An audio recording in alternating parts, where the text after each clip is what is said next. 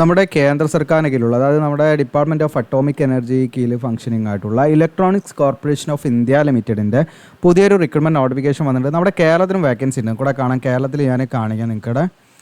ഇപ്പോൾ Bangalore south zone ആണെങ്കിൽ നമുക്ക് കാലിക്കറ്റ് എയർപോർട്ടിലാണ് പോസ്റ്റിംഗ് വരുന്നത്. പിന്നെ ചെന്നൈ സൗത്ത് സോൺ ആണെങ്കിൽ തിരുവനന്തപുരം എയർപോർട്ടിലും വരുന്നുണ്ട്. ഓക്കെ, അപ്പോൾ ഇതിലേക്ക് നമ്മൾ എങ്ങനെയാണ് അപേക്ഷ നൽകേണ്ടത്, എങ്ങനെയാണ് ഇതിലേക്കുള്ള സെലക്ഷൻ തുടങ്ങിയുള്ള കാര്യങ്ങളൊക്കെ വീഡിയോയിൽ പറയുന്നുണ്ട്. അപേക്ഷ നൽകാനുള്ള യോഗ്യത എന്ന് പറയുന്നത് ഒന്നെങ്കിൽ BE or BTech, അതല്ലെങ്കിൽ ഡിപ്ലോമ, അതല്ലെങ്കിൽ IT. ഈ 3 രീതിയിലുള്ള ക്വാളിഫിക്കേഷനുള്ളവർക്ക് വിവിധ ഡിസിപ്ലിനിൽ ക്വാളിഫിക്കേഷനുള്ളവർക്ക് ഇതിലേക്ക് അപ്ലൈ ചെയ്യാം. അപ്പോൾ അതിൻ്റെ ഡീറ്റെയിൽ ആയിട്ടുള്ള കാര്യങ്ങളിലേക്ക് നമുക്ക് വരാം. നമ്മുടെ ചാനൽ നിങ്ങൾ ഇതുവരെ സബ്സ്ക്രൈബ് ചെയ്തെങ്കിൽ സബ്സ്ക്രൈബ് ചെയ്യുക, ബെല്ലേക്ക് എനേബിൾ ചെയ്ത് വെക്കുക. നോട്ടിഫിക്കേഷനൊക്കെ നിങ്ങൾക്ക് കറക്റ്റായിട്ട് ലഭിക്കണമെങ്കിൽ ബെല്ലേക്ക് എനേബിൾ ചെയ്ത് നിങ്ങൾക്ക് കറക്റ്റായിട്ട് ഇതിൻ്റെ നോട്ടിഫിക്കേഷനൊക്കെ കിട്ടും കേട്ടോ. പിന്നെ നമ്മുടെ വീഡിയോ ഇഷ്ടപ്പെട്ടാൽ ലൈക്ക് ചെയ്യാൻ, നിങ്ങളുടെ കൂടുതലേക്ക് ഷെയർ ചെയ്യുക. ഇതാണ് നോട്ടിഫിക്കേഷൻ, ഒഫീഷ്യലായുള്ള നോട്ടിഫിക്കേഷൻ ഇതാണ്.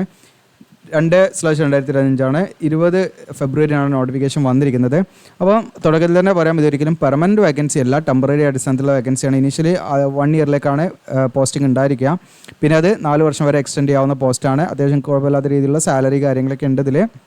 ഇനി ഇതിൽ വിളിച്ചിരിക്കുന്ന പോസ്റ്റ് ഇവിടെ കാണാം നിങ്ങൾക്ക്. പ്രൊജക്ട് എഞ്ചിനീയർ, അതുപോലെ ടെക്നിക്കൽ ഓഫീസർ, ഈ 2 കാറ്റഗറിയിലേക്ക് നിങ്ങൾക്ക് അപ്ലൈ ചെയ്യാനുള്ള ക്വാളിഫിക്കേഷൻ എന്ന് പറയുന്നത് BE or BTech ആണ് കേട്ടോ. ഒന്നെങ്കിൽ ബാച്ചിലർ ഓഫ് എഞ്ചിനീയറിംഗ് അല്ലെങ്കിൽ ബാച്ചിലർ ഓഫ് ടെക്നോളജി, നിങ്ങൾ BE or BTech engineering graduation കഴിഞ്ഞിരിക്കുക എന്നുള്ളതാണ്.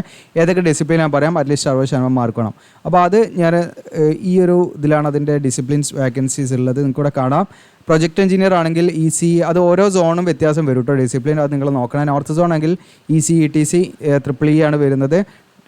ടെക്നിക്കൽ ഓഫീസർ ആണെങ്കിൽ EC, ETC, EEE, E&I, electronics or instrumentation. ഈ പറഞ്ഞിരിക്കുന്ന ഏതെങ്കിലും ഒരു ഡിസിപ്ലിനിൽ നിങ്ങൾക്ക് BE or BTech കഴിഞ്ഞവർക്ക് എന്ത് ചെയ്യാം, ഇതിലേക്ക് അപ്ലൈ ചെയ്യാം കേട്ടോ. ഓക്കെ, 60% മാർക്ക് വേണം.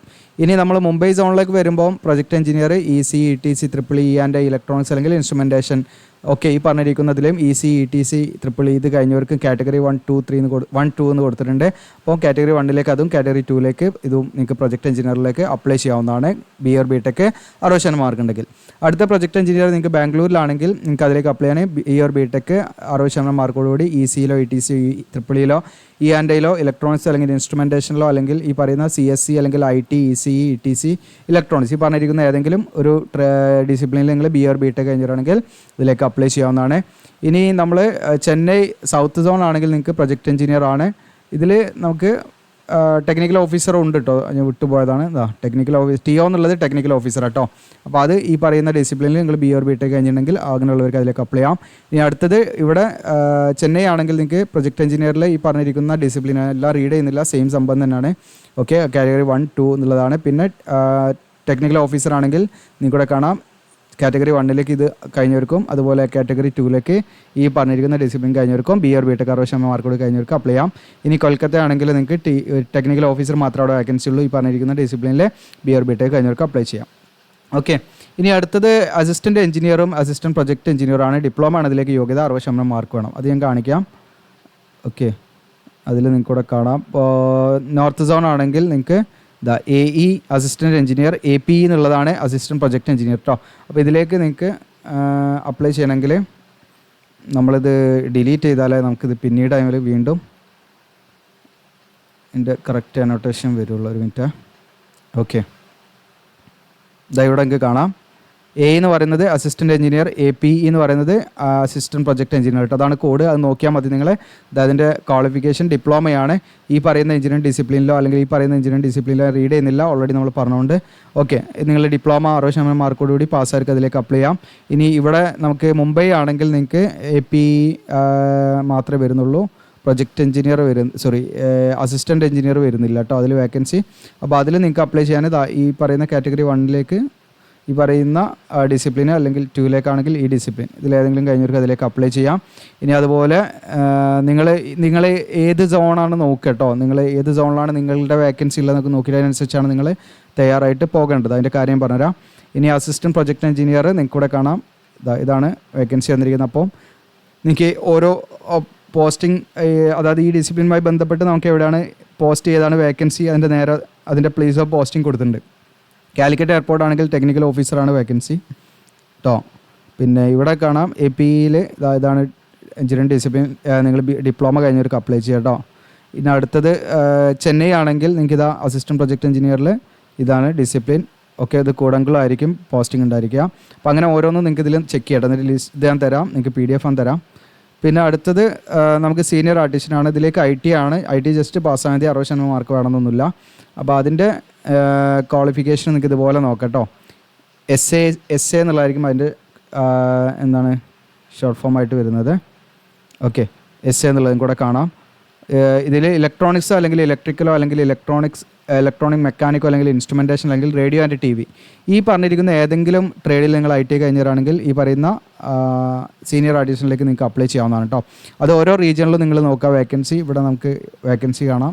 ഇത് നമുക്ക് ഓക്കെ പോർട്ട് ട്രസ്റ്റ് MBT ആയിരിക്കും കേട്ടോ. അത് ഗോവയിലായിരിക്കും അതിൻ്റെ പോസ്റ്റിംഗ് ഒക്കെ. അപ്പോൾ ഓരോന്നിൻ്റെ നിങ്ങൾക്ക് അവിടെ കൊടുത്തിട്ടുണ്ട് കേട്ടോ. ഓക്കെ, ഇത് വീണ്ടും ഇതിൽ എഴുതുമ്പോഴുള്ള പ്രശ്നം വരും കേട്ടോ. ഒരു മിനിറ്റ്. ഇവിടെ കാണാം നിങ്ങൾക്ക് ബാംഗ്ലൂരിൽ നമുക്ക് ഈ പറയുന്ന സീനിയർ ആർട്ടിസ്റ്റ് വേക്കൻസി ഇല്ല, ചെന്നൈയിലും വേക്കൻസി ഇല്ല കേട്ടോ. ഓക്കെ, അതുള്ള സ്ഥലത്താണ് നിങ്ങൾ ഈ പറയുന്ന സെലക്ഷന് പോകേണ്ടത്. ഞാൻ കാണിക്കാം, അതിൻ്റെ കാര്യങ്ങളിലേക്ക് വരാം. ഓക്കെ, ഇനി ഇതിൻ്റെ ഏജ് ലിമിറ്റ് ഇവിടെ കൊടുത്തിട്ടുണ്ടെങ്കിൽ കൂടെ കാണാം. 33 age. Project engineer 33 then technical officer ആണെങ്കിൽ 30, ദെൻ 35, ദെൻ 30. ഇതാണ് ഇതിൻ്റെ നിങ്ങൾക്ക് ഈ പറയുന്ന ഏജ് ലിമിറ്റ്. SC/ST ആണെങ്കിൽ 5 വർഷം, OBC ആണെങ്കിൽ 3 വർഷം നിങ്ങൾക്ക് ഏജ് റിലാക്സേഷൻ ഒക്കെ ഉണ്ടായിരിക്കും. പിന്നെ ഇതിൻ്റെ പേയ്മെൻ്റ് ആണ്. പ്രൊജക്റ്റ് എഞ്ചിനീയർ എന്ന് പറയുന്ന പോസ്റ്റിലേക്കാണെങ്കിൽ നിങ്ങൾക്ക് ആദ്യത്തെ വർഷത്തിൽ പെർ മന്ത് 40,000, 4ാമത്തെ വർഷമൊക്കെ നിങ്ങളതിൽ തുടരുകയാണെങ്കിൽ 55,000 പെർ മന്ത് ലഭിക്കും. പിന്നെ നിങ്ങൾക്കൊരു യൂണിഫോം അലവൻസ് ആയിട്ടൊരു 8,400 എക്സ്ട്രാ നിങ്ങൾക്ക് കിട്ടും 6 മാസമൊക്കെ നിങ്ങൾ കംപ്ലീറ്റ് ചെയ്ത് കഴിഞ്ഞാൽ. പിന്നെ നിങ്ങൾക്ക് ടെക്നിക്കൽ ഓഫീസറിലേക്ക് ആദ്യത്തെ വർഷത്തിൽ മന്ത്ലി 20,000, 3ാമത്തെ 4ാമത്തെ വർഷമൊക്കെ ആകുമ്പോൾ 31,000 പെർ മന്ത് ലഭിക്കും. പിന്നെ നിങ്ങൾക്ക് അസിസ്റ്റൻറ്റ് പ്രൊജക്ട് എഞ്ചിനീയർ 28,804 മറ്റേത് IT യോഗ്യതയുള്ള പോസ്റ്റിലേക്കാണെങ്കിൽ 22,718.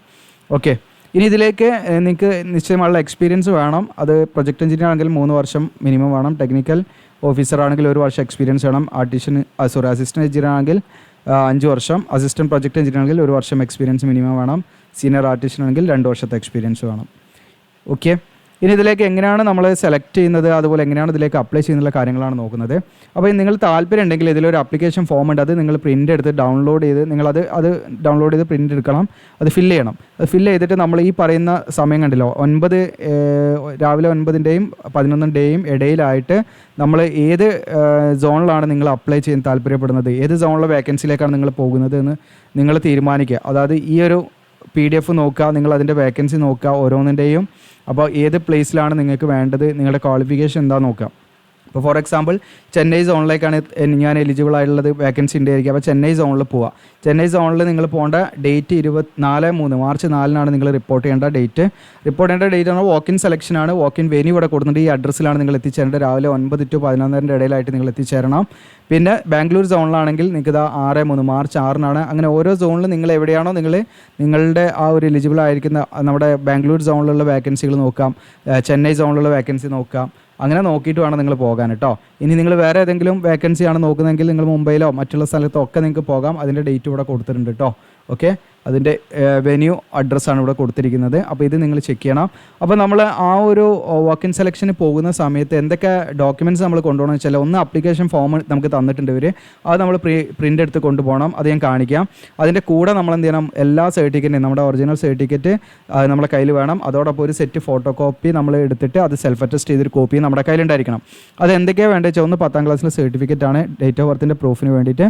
രണ്ടാമത് നമ്മുടെ ഡോക്യുമെൻറ്റ്സ്, എഡ്യൂക്കേഷൻ ക്വാളിഫിക്കേഷൻ്റെ സർട്ടിഫിക്കറ്റും മാർക്ക് ഷീറ്റുകളും ആണ്. മൂന്നാമത്തെ കാര്യം CGPA പെർസെൻറ്റേജ് കൺവേർഷൻ സർട്ടിഫിക്കറ്റ് എന്ന് പറയും. അതായത് ഇപ്പോൾ നമ്മുടെ സർട്ടിഫിക്കറ്റിൽ ക്യുമുലേറ്റീവ് ഗ്രേഡ് പോയിൻറ്റ് ആവറേജ് എന്ന് പറഞ്ഞിട്ടാണ് നമ്മുടെ സർട്ടിഫിക്കറ്റിൽ കാണിക്കുന്നതെങ്കിൽ അങ്ങനെയുള്ള ഉദ്യോഗാർത്ഥികൾ അതിൽ പെർസെൻറ്റേജ് കാണിക്കുന്നില്ല, ടോട്ടൽ പെർസെൻറ്റേജ് കാണിക്കുന്നില്ല, മാർക്ക് കാണിക്കുന്നില്ല, വെറും CGPA ആണെങ്കിൽ അതിനെ എങ്ങനെ നമ്മൾ പെർസെൻറ്റേജ് ആക്കുമെന്ന് തെളിയിക്കുന്നതിനുള്ള സർട്ടിഫിക്കറ്റാണ് ഈ പറയുന്ന CGPA പെർസെൻറ്റേജ് കൺവേർഷൻ സർട്ടിഫിക്കറ്റ് എന്ന് പറയുന്നത്. അത് നമ്മൾ പഠിച്ച സ്ഥാപനത്തിൽ പോയിട്ട് നമ്മൾ എന്ത് ചെയ്യണം, ചോദിച്ച് നമ്മൾ അവിടുന്ന് വാങ്ങണം, അല്ലെങ്കിൽ യൂണിവേഴ്സിറ്റിയിൽ നിന്ന് നമ്മൾ വാങ്ങണം. ഇനി അതല്ല, നിങ്ങളുടെ അധിക കൺസോൾട്ടേറ്റഡ് മാർക്ക് ഷീറ്റിലും നിങ്ങൾ പ്രത്യേകം ശ്രദ്ധിക്കുക. നിങ്ങളുടെ ഫൈനൽ മാർക്ക് ഷീറ്റ് ഉണ്ടല്ലോ എല്ലാ സെമസ്റ്ററിൻ്റെയും ഉള്ള ആ മാർക്ക് ഷീറ്റിൽ എന്തുണ്ടാവും, ഒന്നെങ്കിൽ അതിൻ്റെ താഴെയായിട്ടോ അല്ലെങ്കിൽ അതിൻ്റെ മറുവശത്തായിട്ടോ CGPA എന്ന് പറഞ്ഞിട്ടുണ്ടാവും. CGPA ഇൻറ്റു 9.5 എന്നോ അല്ലെങ്കിൽ 10 എന്നുള്ള ഒരു നമ്പർ ഉണ്ടാവും, ഇങ്ങനെ കൊടുത്തിട്ടുണ്ടാവും. ഈ ഒരു സൂത്രവാക്യം നിങ്ങൾക്ക് കാണാൻ പറ്റും. അപ്പോൾ ഇത് നിങ്ങളുടെ സർട്ടിഫിക്കറ്റിൽ മെൻഷൻ ചെയ്തിട്ടുണ്ടെങ്കിൽ പെർസെൻറ്റേജ് ഓക്കെ എന്ന് കൊടുത്തിട്ട് അങ്ങനെ കൊടുത്തിട്ടുണ്ടെങ്കിൽ നമ്മൾ വീണ്ടും എന്ത് ചെയ്യേണ്ട, ഒരു സർട്ടിഫിക്കറ്റ് ഉണ്ടാക്കേണ്ട ആവശ്യമില്ല. അപ്പോൾ നിങ്ങളുടെ ഫൈനൽ മാർക്ക് ഷീറ്റിൽ CGPA പെർസെൻറ്റേജ് ആക്കി കൺവേർട്ട് ചെയ്യുന്ന ആ ഒരു സംഭവം അതിൽ മെൻഷൻ ചെയ്തിട്ടുണ്ടെങ്കിൽ നമ്മളിവിടെ CGPA പെർസെൻറ്റേജ് കൺവേർഷൻ സർട്ടിഫിക്കറ്റ് ഉണ്ടാക്കേണ്ട ആവശ്യമില്ല. അത് നമുക്ക് ആവശ്യമില്ലാത്ത ഡോക്യുമെൻറ്റ്സ് ആണ്, നമ്മൾ അതിൻ്റെ കൂടെ വെക്കേണ്ട ആവശ്യമില്ല, സെപ്പറേറ്റ് ഡോക്യുമെൻറ്റ്സ് വെക്കേണ്ട ആവശ്യമില്ല. അങ്ങനെ പ്രത്യേകിച്ചൊന്നും വെച്ചിട്ടില്ലെങ്കിൽ മാത്രം അവർ വെക്കുക. ഇനി എക്സ്പീരിയൻസ് സർട്ടിഫിക്കറ്റ്, അതായത് എന്താണ് ക്വാളിഫൈഡ് ആയുള്ള പോസ്റ്റിലേക്ക് എക്സ്പീരിയൻസ് സർട്ടിഫിക്കറ്റ് വേണം. പിന്നെ category SC OBC EWS candidates ആണെങ്കിൽ റിസർവേഷൻ കിട്ടുമെങ്കിൽ സെൻട്രൽ ഗവൺമെൻറ് പർപ്പസിന് തയ്യാറാക്കിയ വാലിഡ് സർട്ടിഫിക്കറ്റ് വേണം. ഇനി ഐഡൻറ്റിറ്റി പ്രൂഫ് ഏതെങ്കിലും ഒന്ന് വേണം. അത് നമ്മൾ ആധാർ കാർഡോ പാസ്പോർട്ടോ അല്ലെങ്കിൽ വോട്ടർ ID അതിലേതെങ്കിലും ഒരു ആധാർ കാർഡ്, ഏതെങ്കിലും ഒരു ഐഡൻറ്റിറ്റി കാർഡ് നമുക്ക് നമ്മളെ കയ്യിൽ വേണം. ഒറിജിനൽ വേണം, ഫോട്ടോ കോപ്പി വേണം കേട്ടോ. പിന്നെ PWD കാൻഡിഡേറ്റ്സ് ആണെങ്കിൽ, ശാരീരികമായ പ്രശ്നങ്ങളുള്ള വിദ്യാർത്ഥികളാണെങ്കിൽ അവരുടെ ഈ പറയുന്ന ഡിസബിലിറ്റി തെളിയിക്കുന്നുള്ള സർട്ടിഫിക്കറ്റും വേണം, അങ്ങനെയുള്ളവർ. ഇനി ഇതിൻ്റെ സെലക്ഷൻ മെത്തേഡ് എന്ന് പറഞ്ഞാൽ ഇതിലേക്ക് ഇൻ്റർവ്യൂ മാത്രമാണ്, എക്സാമോ കാര്യങ്ങളൊന്നുമില്ല. അപ്പോൾ സെലക്ഷൻ ഫൈനൽ മെത്തേഡ് എന്ന് പറയുന്നത് A+B+C തുടങ്ങിയിട്ടുള്ള ഈ 3 എണ്ണം പാടെ കൂട്ടിയിട്ട്. അപ്പോൾ A എന്ന് പറയുന്നത് നിങ്ങളുടെ ക്വാളിഫിക്കേഷനാണ്. ക്വാളിഫിക്കേഷൻ 20% വെയിറ്റേജ് ആണ് കൊടുക്കുന്നത്. അപ്പോൾ BTECിലോ ഡിപ്ലോമയിലോ ITയിലോ കിട്ടിയിരിക്കുന്ന മാർക്കിനെ അടിസ്ഥാനമാക്കി എന്ത് ചെയ്യും, ഇത് ജസ്റ്റ് എന്ത് ചെയ്യും, ഈ 20% നമുക്ക് ടോട്ടൽ വെയിറ്റേജ് കൊടുക്കുകയാണ്. ഓക്കെ, അപ്പോൾ അതിൽ ഏറ്റവും കൂടുതൽ മാർക്ക് കിട്ടുന്നവർക്ക് എന്താണ്, അതിൽ കൂടുതൽ വെയിറ്റേജ് അവർക്ക് വാങ്ങാൻ പറ്റും, മാക്സിമം വെയിറ്റേജ് അവർക്ക് വാങ്ങാൻ പറ്റും. അതിന് കട്ട് ഓഫ് ഇതൊക്കെ വെച്ചിട്ടായിരിക്കും അവർ ഇത് ചെയ്യുക, നോർമലൈസ് ചെയ്തിട്ട്. പിന്നെ അടുത്തത് രണ്ടാമത്തെ B എന്ന് പറയുന്നത് എക്സ്പീരിയൻസ് ആണ്. അപ്പോൾ പ്രൊജക്ട് എഞ്ചിനീയർ ആണെങ്കിൽ 30 ആണ് മാക്സിമം അതിൻ്റെ ഒരു വെയിറ്റേജ് വരുന്നത്. അതിൽ നിങ്ങൾക്ക് 30 മാർക്കിൽ 15 മാർക്ക് വരുന്നത് ആദ്യത്തെ 3 വർഷത്തെ അതിൻ്റെ എസെൻഷ്യൽ എക്സ്പീരിയൻസ് ഉണ്ടല്ലോ, അതാണ്. പിന്നീട് വരുന്ന എക്സ്ട്രാ എക്സ്പീരിയൻസിന് 5 മാർക്ക് വീതമാണ് കിട്ടുക. അങ്ങനെ നിങ്ങൾക്ക് എന്താണ് മാക്സിമം 30 മാർക്ക് വരെ അതിൽ കിട്ടും. പിന്നെ നിങ്ങൾക്ക് ടെക്നിക്കൽ ഓഫീസർ ആണെങ്കിലും ഇതുപോലെ 30 ആണ്, അസിസ്റ്റൻറ്റ് പ്രൊജക്ട് എഞ്ചിനീയർ ആണെങ്കിലും 30 ആണ്. അതിലും ഈ പറഞ്ഞ പോലെ ആദ്യത്തെ 1 വർഷമാണ് മിനിമം എക്സ്പീരിയൻസ് വേണ്ടത്, അതിന് 10 മാർക്കും. പിന്നീട് നിങ്ങൾക്ക് എക്സ്ട്രാ എക്സ്പീരിയൻസ് ഉണ്ടെങ്കിൽ ഓരോ കൊല്ലത്തിനും എന്താണ് 10 മാർക്ക് വെച്ച് നിങ്ങൾക്ക് ലഭിക്കും. അങ്ങനെ മാക്സിമം പോലെ 30 കിട്ടും. പിന്നെ അസിസ്റ്റൻറ്റ് എഞ്ചിനീയർ പറയുന്ന പോസ്റ്റിലേക്കാണെങ്കിൽ ഇതുപോലെ തന്നെ ആദ്യത്തെ 5 ഇയറാണ് എക്സ്പീരിയൻസ് വേണ്ടത്, അതിന് 15ഉം ബാക്കി വരുന്നതിന് 5 കൂട്ടി വരും. പിന്നെ സീനിയർ ആർട്ടിസ്റ്റിൻ ആണെങ്കിൽ നിങ്ങൾക്ക് 30 ആണ്, ആദ്യത്തെ 2 വർഷത്തെ എക്സ്പീരിയൻസിന് 15ഉം പിന്നെ ഓരോ വർഷം കൂടുന്നതിന് 5 കൂട്ടി, അങ്ങനെ 30. അങ്ങനെ ടോട്ടൽ ഇതിൽ നമുക്ക് മാക്സിമം കിട്ടുക എക്സ്പീരിയൻസ് ഉണ്ടെങ്കിൽ 30 ആണ്. അപ്പോൾ പിന്നെ മൂന്നാമത്തെ കാറ്റഗറി C എന്ന് പറയുന്നത് പേഴ്സണൽ ഇൻ്റർവ്യൂ ആണ്, 50 മാർക്ക് അതിനും. ഓക്കെ, അപ്പോൾ നിങ്ങൾ 50ഉം 30 80 പിന്നെ ഈ പറയുന്ന 20ഉം അങ്ങനെ 100 മാർക്കാണ് ഇതിൻ്റെ സെലക്ഷൻ വരുന്നത്. അപ്പോൾ ഈ 100 മാർക്കിൽ നിങ്ങൾക്ക് എത്ര മാർക്കാണോ നിങ്ങൾക്ക് കിട്ടുന്നത് അതിനനുസരിച്ച് നിങ്ങൾക്ക് റാങ്ക് എന്ത് ചെയ്യും, നിങ്ങൾക്ക് റാങ്കിൽ സ്ഥാനം പിടിക്കുക എന്നുള്ളതാണ്. മനസ്സിലായിട്ട് വേറെ എക്സാമോ കാര്യങ്ങളോ ഒന്നുമില്ല.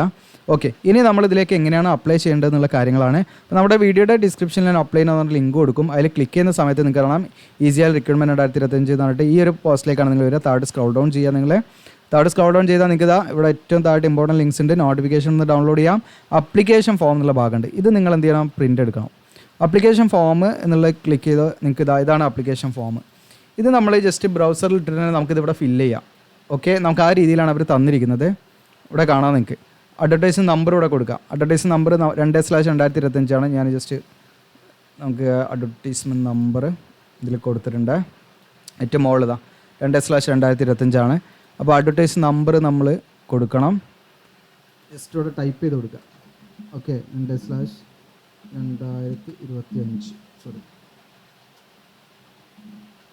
നെയിം ഓഫ് ദ പോസ്റ്റ്, നിങ്ങൾ ഏത് പോസ്റ്റിലേക്കാണ് അപ്ലൈ ചെയ്യുന്നത് ജസ്റ്റ് ടൈപ്പ് ചെയ്യുക. പോസ്റ്റ് കാറ്റഗറി അതിലുണ്ട്, കാറ്റഗറി 1 2 എന്നൊക്കെ ഞാൻ ഇപ്പോൾ കാണിച്ചില്ലേ, ഇതിലുണ്ടാവും കേട്ടോ കാറ്റഗറി, പോസ്റ്റ് കാറ്റഗറി. ഓക്കെ, ഈ എഴുത്തും കുത്തുകൊണ്ടാണിത്, നമുക്ക് പിന്നീട് അതിൽ ഇതാക്കണമെങ്കിൽ ഭയങ്കര പ്രശ്നം, ഇതൊക്കെ ഡിലീറ്റ് ആക്കണം. ഞാനിപ്പോൾ നമ്മൾ എഡിറ്റ് ചെയ്യുന്ന വീഡിയോ അല്ല, നമ്മൾ കണ്ടിന്യൂസ് ആയിട്ട് ഒറ്റ സ്ട്രെച്ചിൽ പറയുന്നതുകൊണ്ട് നിങ്ങൾക്ക് എന്തെങ്കിലും ബുദ്ധിമുട്ടുണ്ടെങ്കിൽ പറയണേ. കാറ്റഗറി ഇതാണ് കാറ്റഗറി. കാറ്റഗറി 1ലേക്കാണോ 2ലേക്കാണോ ഏതിലേക്കാണ് നിങ്ങൾ തീരുമാനിച്ചിട്ട് വേണം അതിലേക്ക് ഫോം ഫില്ല് ചെയ്യാൻ കേട്ടോ. പിന്നെ പ്ലേസ് ഓഫ് പോസ്റ്റിംഗ്, നിങ്ങൾക്ക് ഇപ്പോൾ കാലിക്കറ്റ് ആണെങ്കിൽ നിങ്ങൾ അതിന് എലിജിബിൾ ആണോ നോക്കണം കേട്ടോ. ഇവിടെ കാലിക്കറ്റ് തിരുവനന്തപുരം ഉണ്ടല്ലോ, ഇവിടെ തിരുവനന്തപുരത്തേക്കാണെങ്കിൽ ഇപ്പോൾ വേക്കൻസി ഉള്ളത് നിങ്ങൾക്ക് ഈ പറയുന്ന ടെക്നിക്കൽ ഓഫീസർ എന്ന് പറയുന്ന പോസ്റ്റിലേക്കാണ്. ഈ പറയുന്ന EC ETC ട്രിപ്പിൾ ഇതിലേതെങ്കിലും കഴിഞ്ഞ്, അപ്പോൾ അതൊക്കെ നോക്കിയിട്ട് വേണം നിങ്ങളിത് ഫില്ല് ചെയ്യാൻ കേട്ടോ. അപ്പോൾ നിങ്ങളേതാണ് പോസ്റ്റിംഗ് തിരുവനന്തപുരം ആണെങ്കിൽ കാലിക്കറ്റ് ആണ് അത് കൊടുക്കാം. നിങ്ങളുടെ പേര് ഇങ്ങനെയുള്ള കാര്യങ്ങളൊക്കെയാണ്. പിന്നെ ഇവിടെ കാറ്റഗറി ജെൻഡർ ഒക്കെ ഇത് കൊടുക്കണം, മെയിൽ ഓർ ഫീമെയിൽ, ഇതൊക്കെ നമുക്ക് ഡ്രോപ്പ് ഡൗൺ മെനുവിനെ കൊടുത്തിട്ടുണ്ട് അവർ. അപ്പോൾ അതിനനുസരിച്ച് നിങ്ങളതിങ്ങനെ ഫില്ല് ചെയ്യുക കേട്ടോ.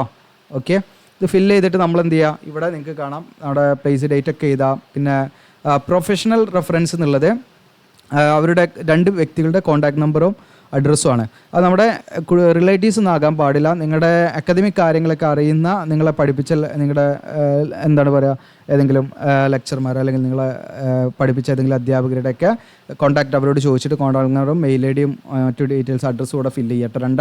2 വ്യക്തികൾ നിർബന്ധമാണ്. എന്നിട്ട് നമ്മളിത് അവിടെ ജസ്റ്റ് സേവ് എന്ന് കൊടുത്താൽ നമ്മുടെയൊക്കെ തന്നെ നമ്മുടെ ബ്രൗസറിൽ സേവ് ചെയ്യാൻ പറ്റും. അത് സേവ് ചെയ്യുക, എന്നിട്ട് നിങ്ങൾ പ്രിൻ്റ് എടുക്കുകയാണ് വേണ്ടത് കേട്ടോ. ഓക്കെ, ഇങ്ങനെയാണ് ഇത് ഫില്ല് ചെയ്യേണ്ടത്. ഇവിടെ എന്നിട്ട് പ്രിൻ്റ് എടുത്ത് നമ്മളിവിടെ ഫോട്ടോ ഒട്ടിക്കുക, colour passport size photograph. Okay, ഇതുമായിട്ട് ഞാൻ നേരത്തെ പറഞ്ഞ ഡോക്യുമെൻറ്റ്സ് ഒറിജിനൽ, നമ്മുടെ എല്ലാ ഡോക്യുമെൻറ്റ്സ് ഒറിജിനൽ എടുക്കുക, ഒരു സെറ്റ് ഫോട്ടോ കോപ്പി എടുക്കുക, സെൽഫ് അറ്റസ്റ്റ് ചെയ്യുക. ഈ ആപ്ലിക്കേഷൻ ഫോമുമായിട്ട് നമ്മൾ പറഞ്ഞിരിക്കുന്നത് ഈ തീയതി ഉണ്ടല്ലോ, ഇതവിടെ പറഞ്ഞിരിക്കുന്ന, ഓക്കെ, ഈ പറഞ്ഞിരിക്കുന്ന തീയതിയിൽ നിങ്ങൾക്കിവിടെ കാണാം. ചെന്നൈ സൗത്ത് സോൺ ആണെങ്കിൽ നിങ്ങൾക്ക് മാർച്ച് 4, ബാംഗ്ലൂർ ആണെങ്കിൽ നിങ്ങൾക്ക് മാർച്ച് 6 റിപ്പോർട്ട് ചെയ്യുക. അതാണ് അഡ്രസ്സ്, നിങ്ങൾ പോകേണ്ട അഡ്രസ്സ്.